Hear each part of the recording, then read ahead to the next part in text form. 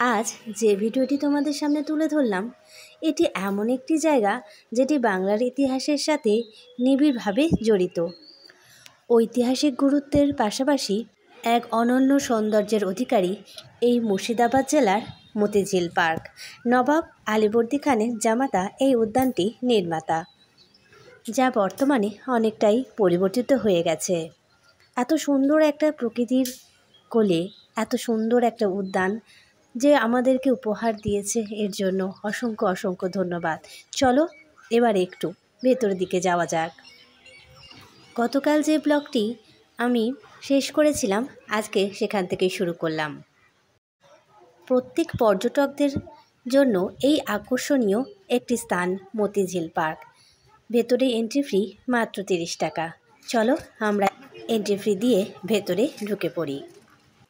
প্রায় প্রতিদিনই সকাল 11টা থেকে সন্ধ্যা 7:30 পর্যন্ত সর্বসাধারণের জন্য এই উদ্যানটি উন্মুক্ত। ভেতরে ঢুকলেই ডান দিকে পড়ে বিশাল একটি পার্ক। বেশ উন্মুক্ত জায়গা, বেশ ভালো লাগে। আর এই ধারে ধারে সুন্দর করে ফুলে গাছের সারি, যেটা দেখতে আমার বেশ ভালো লাগলো, তাই একটু ক্যাপচার করলাম।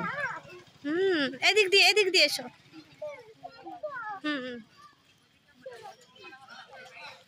মেয়ে আমার অনাবিল আনন্দে দৌড়ে চলেছে পার্কটির দিকে। কি যে খুশি ওই একমাত্র জানে। কিন্তু ওই নিচের দিকে একটু জল হওয়ায় আমি আবার বেশিক্ষণ থাকতে দিলাম না, কারণ ওই জলের মধ্যে পা পড়লে একদম ভিজে যাবে।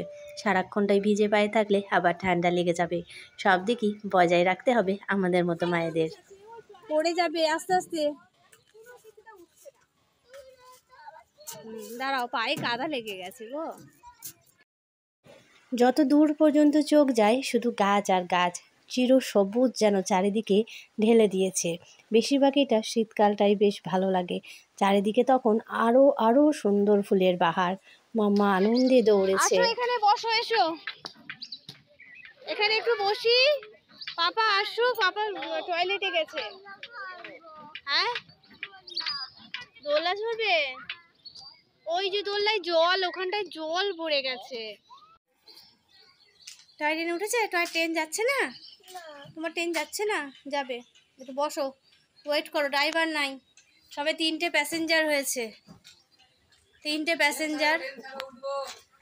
এখনো ড্রাইভার ওঠেনি, ওই জন্য আমি এখানে বসে পড়েছি এই মামার পেছনে দৌড়াতে দৌড়াতে। বিভিন্ন রকম রাইডগুলো রয়েছে, যেমন এই টয় ট্রেন রয়েছে, তারপর সাইকেল রয়েছে যে দুদিকে প্যাডেল করা, যে পেছনে একজন সামনে একজন, সেরকমও রয়েছে। বোট রয়েছে, যদিও জলের পরিমাণটা একটু কম। একটু পরে ওই দিকটায় যাচ্ছি, চলো আস্তে আস্তে এগিয়ে যাই। এই দেখো জলের পরিমাণটা এখন একটু কম, যেহেতু এখন একটু শীতের শেষের পরে এই যে গ্রীষ্মের দিকে জলটা একটু কমে যায়।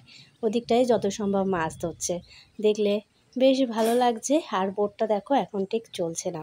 এদিকে সূর্যি মামা তো আর দাঁড়িয়ে থাকতে পারছে না, উনি ডুবো ডুবো ভাব হয়ে আছে, নেমে যাবে এবারে আমাদের নিজেদের বাড়ির গন্তব্যস্থলের দিকে দৌড়াতে হবে। তো চলো একটু যাওয়ার আগে রোজ গার্ডেনটা একটু দেখে নিই। যখন শীতকালে এসেছিলাম তখন আরও অনেক গোলাপ ফুলে ভরে গেছিলো, কিন্তু এখন একটু কম, কিন্তু তবুও আছে। তো সেইখানে একটুখানি ছবিও তুললাম। ঘুরতেও বেশ ভালো লাগলো। বাবু আগে এসেছে বলে আর ভালো লাগছে না, ও সেই মামার সাথে পার্কের ওখানে বসে রইল। আমি বলি তাই এসেছি, তাই একটু ছবি তুলে নিই। ফুলগুলোর কালার দেখেছো এতটা সুন্দর, কবে যে আমার বাগানে এত সুন্দর করে গোলাপ ফুল ফুটবে কি জানি। জায়গা কম, তবুও মনের মধ্যে ইচ্ছা অনেকটা। মৌমাছিটা কেমন বসে বসে ফুলের মধু খাচ্ছে, এখান থেকে অল্প অল্প করে নিয়ে কি সুন্দর মুখে করে নিয়ে ওরা মৌচাকে গিয়ে মধুগুলো জমায়। চলো এবারে যাওয়ার পালা। তো তার আগে একটুখানি নিজের ফটোশ্যুটগুলো সেরে নিলাম। ফুল তোলার পারমিশন নেই, তবুও আমি একটা হাতে করে তুলে নিলাম।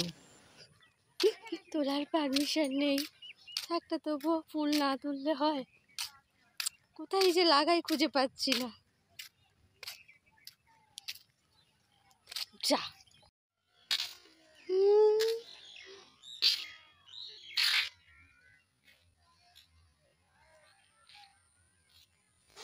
এইরকম ফুলের বাগান, চারিদিকে ফুল, সেইগুলো নিয়ে একটু সাজুগুজু না করলে আর নয়।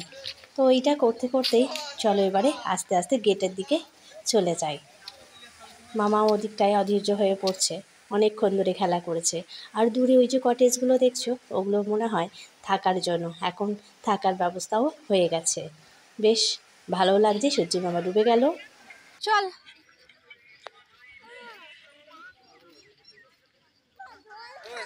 কে কোথায় কে? দিদি তো, আবার কে? দিদিকে আমি চিনতে পারছি না। ও আমার দিদিকে আমাকে চেনাচ্ছে। তুই জল খাবি? তোর বাবার কাছে জল ছিল না? জল খাবি? জল। আস্তে আস্তে ধীরে ধীরে আমরা বাইরের দিকে পথে রওনা দিলাম। কাল রাতে এত লেট করে বাড়ি আসা, ঘুমাতে ঘুমাতে প্রায় দুপুর বলছি, রাত 2টো হয়ে গেছে।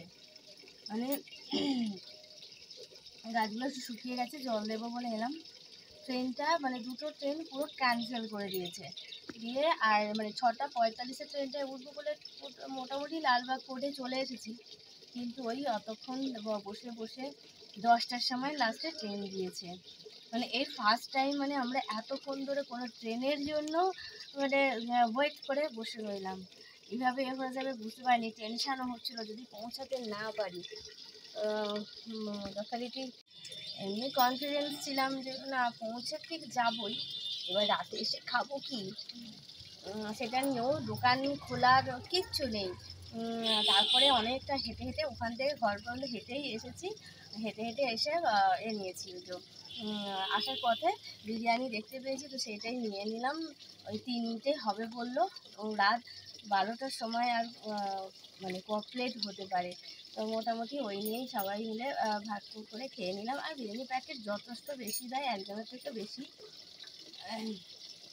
এই হচ্ছে তো কালকে আর আমি ক্যামেরা অন করিনি, এত টেনশান কাজ করছিলো, ওই জন্য আর ক্যামেরাটা অন করিনি। চলো গাছ বালতিটা ভরে গেছে, এবার গাছে জলগুলো দিয়ে নিই।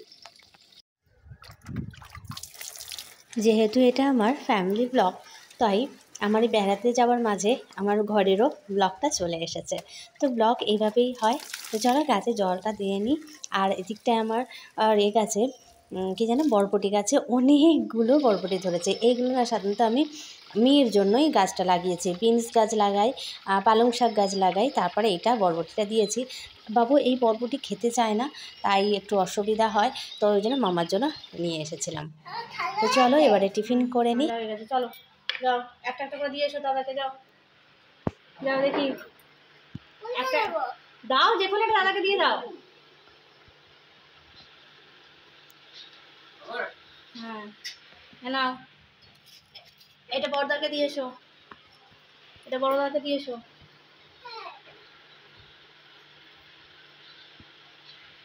আসো, এটা তোমার। হ্যাঁ যাও বসো, উপর উঠে যাও।